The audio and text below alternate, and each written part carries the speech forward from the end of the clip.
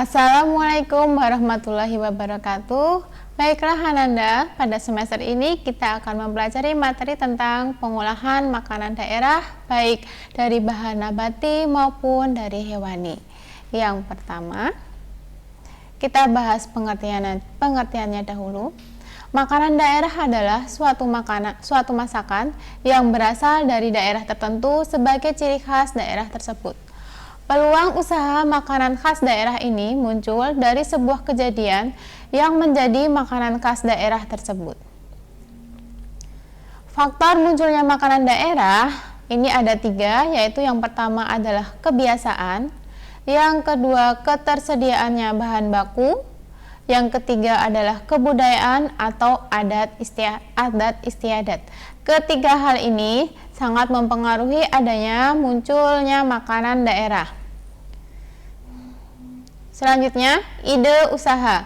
Ide usaha makanan daerah di sini ada 2 faktor, yaitu faktor internal dan faktor eksternal. Yang pertama kita bahas tentang faktor internal dahulu, yaitu faktor yang berasal dari diri sendiri. Yang pertama dari adanya pengetahuan yang dimiliki, yang kedua adanya pengalaman, yang ketiga intuisi yang merupakan pemikiran apa yang dari individu itu sendiri ada. Berikutnya faktor eksternal, yaitu hal-hal yang dihadapi seseorang dan merupakan objek untuk mendapatkan sebuah inspirasi bisnis yang meliputi kesulitan yang dihadapi diri sendiri, kebutuhan yang belum terpenuhi, atau pemikiran untuk menciptakan sesuatu yang baru.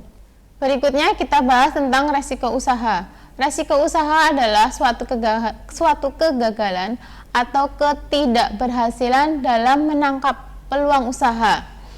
Resiko tersebut didapatkan dari adanya suatu permintaan atau contohnya seperti perubahan selera dan daya beli dari masyarakat.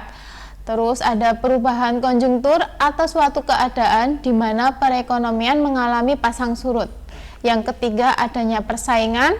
Yang keempat, akibat lain seperti bencana alam, perubahan teknologi, dan perubahan aturan. Nah, dari keempat poin ini merupakan sebuah resiko yang selalu dialami dalam melaksanakan kegiatan usaha.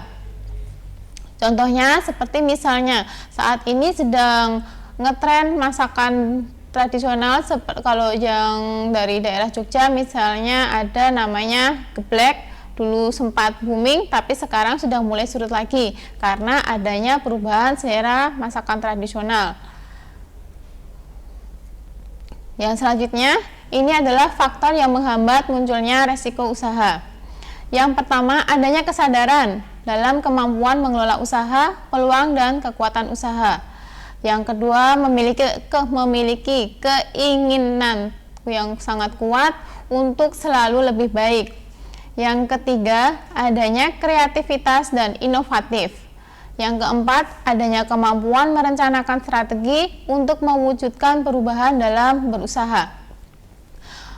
Keempat faktor ini, jika kita pelajari atau kita cari ilmunya untuk selalu bertujuan pada hasil prestatif atau setiap hari harus menjadi lebih baik dalam melakukan kegiatan usaha, maka ini akan kalian dapatkan ketika adanya suatu resiko usaha. Jadi ketika muncul sebuah resiko usaha, kalian bisa langsung istilahnya menghadapi atau mengantisipasi resiko yang akan kalian hadapi.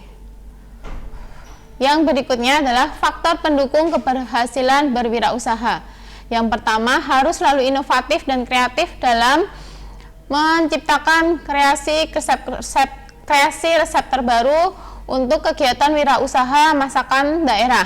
Yang kedua, tingkah laku dan percaya diri. Tingkah laku dan percaya diri di sini dimaksudnya adalah kita jangan terlalu overconfident, atau tingkah laku di sini jangan terlalu sombong pada kegiatan usaha yang kita lakukan.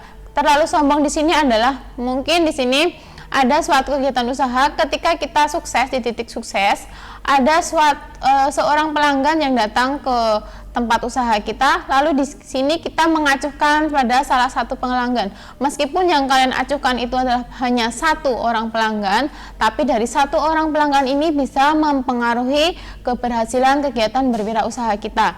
Karena dengan adanya judgement yang negatif ini membuat usaha kita menjadi menurun, atau mungkin karena ada pendapat negatif dari pelanggan, ini membuat calon pelanggan atau calon konsumen kita menjadi lari ke tempat yang lain. Yang ketiga, ada keunggulan dalam menjalankan usaha. Nah, keunggulannya di sini poin apa saja dari usaha makanan daerah yang bisa kita unggulkan ke konsumen, sehingga para konsumen tidak lari menuju usaha makanan daerah yang lain.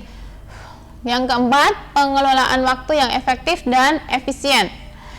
Yang kelima, sikap mental positif dalam berwirausaha. Mental positif di sini biasanya kita ketika menjalani sebuah usaha, terutama usaha makanan daerah, ini selalu banyak masukan, banyak saran ataupun kritik dari si konsumen. Misalnya entah bumbunya yang kurang, atau mungkin kurang asin, atau masakannya terlalu asin, atau mungkin rempah-rempahnya yang kurang. Nah, ini kita tanggapi dengan sikap yang positif untuk mewujudkan keberhasilan kegiatan usaha di makanan daerah.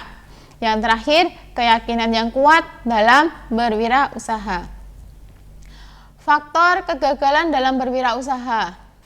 Jika kalian melakukan kegiatan usaha tapi tidak adanya disiplin, ini juga akan mengakibatkan kita mengalami kegagalan. Contohnya misalnya, kalian membuat sebuah tulisan pada tempat usaha kalian buka mulai pukul 7 pagi, tetapi ternyata ketika membuat jam 7 pagi ada pelanggan yang hadir ke tempat usaha kalian, ternyata jam 7 pagi itu belum buka, lalu kalian sampaikan ke pelanggan bukanya jam 9 pagi. Nah, ini kan tidak disiplin, maka si pelanggan yang tadinya datang menjadi pindah ke tempat lain karena tidak yakin kalau sudah buka pagi, walaupun kalian pamfletnya dituliskan buka pagi ya.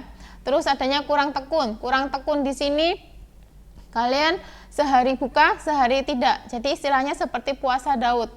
Kesannya seperti kurang minat dalam menjalankan kegiatan usaha kuliner di bidang makanan daerah.